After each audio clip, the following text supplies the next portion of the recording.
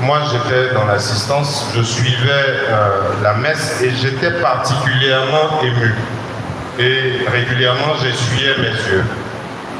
Et au moment du Notre Père, la messe était dite en espagnol.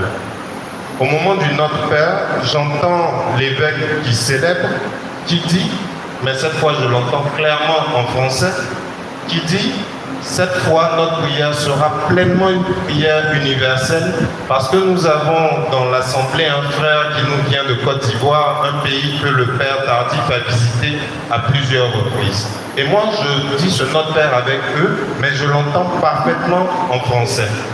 À la fin, j'approche une sœur de la communauté qui s'appelle Mildred et je lui dis, mais je ne savais pas que l'évêque parlait en français. Elle dit, il ne parle pas le français. Je dis, non, il a dit le Notre Père en français. Elle marque un temps d'arrêt et puis elle me dit, non, tu l'as compris, tu l'as reçu en français parce que le Saint-Esprit, à ce moment-là, t'a disposé à le recevoir ainsi.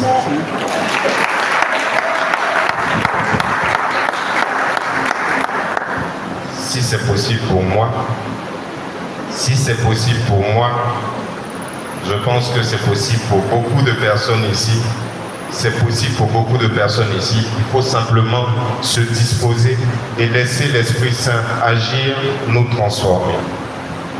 Nous nous retrouverons demain, ici à 18h, pour une célébration particulière sur le thème Pentecôte d'Afrique. C'est une proposition qui a été faite par le Père Abékan. Le 25 mai, c'est la journée mondiale pour l'Afrique. Et nous avons considéré que c'était une journée bien choisie. C'était la journée idéale pour prendre un temps pour réfléchir à la situation du continent, pour réfléchir à l'apport des chrétiens dans la transformation du continent, pour demander l'assistance de l'Esprit Saint pour être des chrétiens engagés au service de notre continent et de notre pays. Et c'est de là qu'est venue l'idée de faire une célébration sur le thème de la Pentecôte d'Afrique.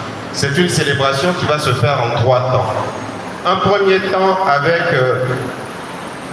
professeur, vous me pardonnerez d'utiliser le terme exposé, mais quand c'est un professeur engagé dans le renouveau charismatique qui intervient, son enseignement a toujours un peu un caractère d'exposé. Le professeur Bouénou va nous faire un exposé sur l'Afrique, sur les attentes, sur le rôle des chrétiens, de 18h à 19h. De 19h à 20h, nous aurons la célébration eucharistique présidée par Monseigneur Boniface Ziri, évêque d'Abengourou. Et de 20h à 21h, nous aurons un temps d'introduction à la Pentecôte avec une grande prière d'effusion à l'Esprit Saint conduite par nos frères qui sont venus de la République dominicaine, Alfredo et Reynaldo. J'espère, frères et sœurs, qu'après avoir partagé ces sessions à Saint-Jacques et à Saint-Paul, vous serez nombreux demain pour réclamer fortement, pour qu'on réclame ensemble fortement le Saint-Esprit et pour que, sortant de cette célébration, nous soyons pleinement transformés. Je vais demander aux chœurs, s'ils ne sont pas épuisés, de faire un dernier chant sur lequel nous allons nous quitter. C'est ça.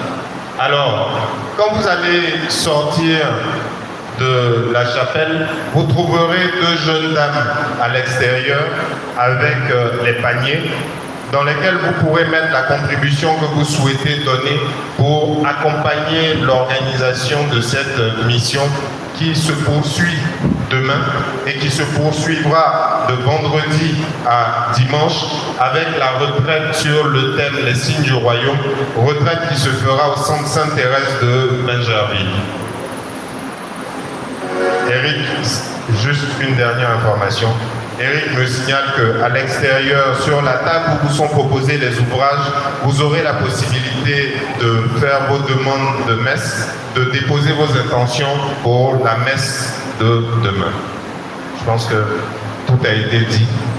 Et pour qu'on puisse se séparer dans la paix, dans la joie, je pense qu'il nous faut une bonne louange. Et j'invite le chœur à prendre la main.